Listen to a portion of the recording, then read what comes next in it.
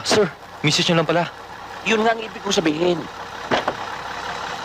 Hi, Han. Lumipat ka na sa kotse kay Edmundo.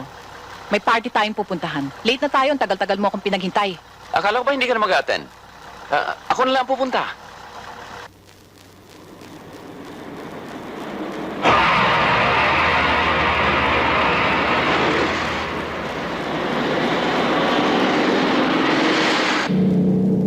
Boss, mukha may sumusunod sa ating kotse. Ha?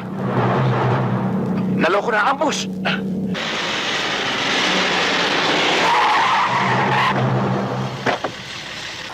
Sir, misis niyo lang pala.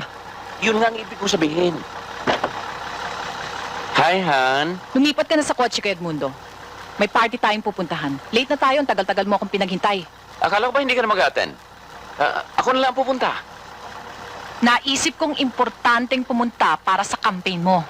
Halika na. Dito ka na sumakay sa kotse ko. Ayokong sumakay kasama ng mga bodyguards mong konsentidor. Han? Talaga bang kailangan mo pumunta? Dito pa ba tayo mag-aargue sa daan? Ha? Sumunod kayo.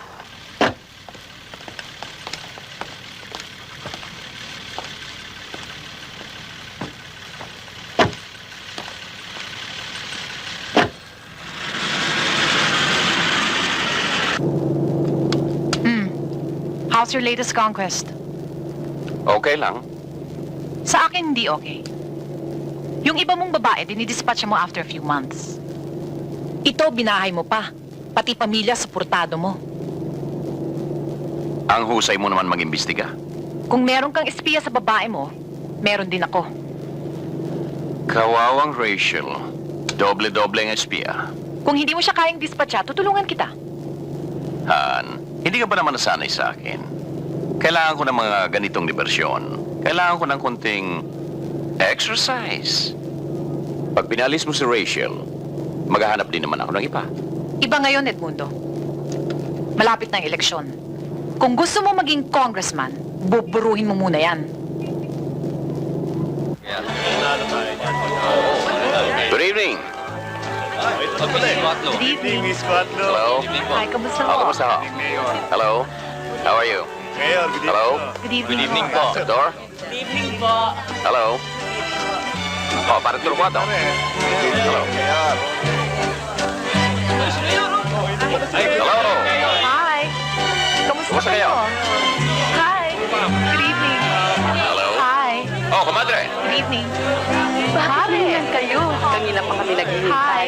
Ang tagal-tagal niyo naman. Alam mo naman itong comadre mo, kung ilang oras sa beauty parlor. Si Edmundo talaga. Ay, naku, Mare, huwag kang maniniwala But dyan. it's worth it.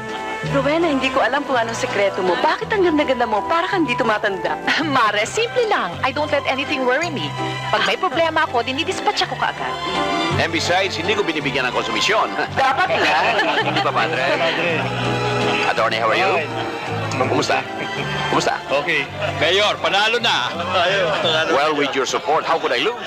Mga kaibigan, meron po tayong malaking sorpresa ngayong gabi. Kararating lang po ng ating mahal na mayor, or should I say, Congressman Quatlo.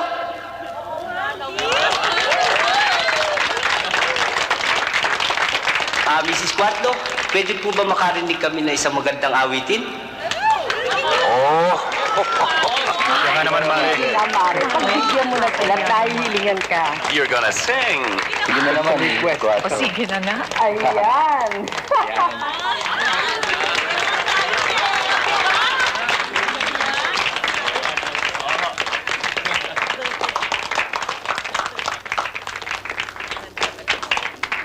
Thank you, Mayor. Thank you, ma'am. Thank you, thank you. Kakanta ako mga kaibigan kung iboboto ninyo ang aking asawa. Maaasahan ko ho ba?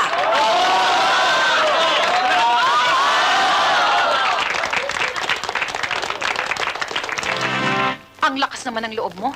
Wala naman nakakilala sa kanya doon. Ibang crowd yon.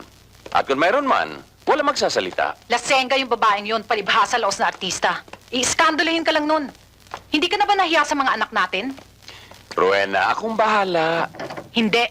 Ngayong malapit ng eleksyon, hindi natin kaya kahit na gaanong kaliit na iskandalo. You get rid of that I'll get rid of your mistress. Marami naman politiko dyan na may kerida. Hindi naman na eskandalo. Iba si Rachel, yung ipinagpagawa mo ng bahay niya galing sa public funds. At saka immoralidad ang isa sa mga ikakaso sa'yo ni Tuazon.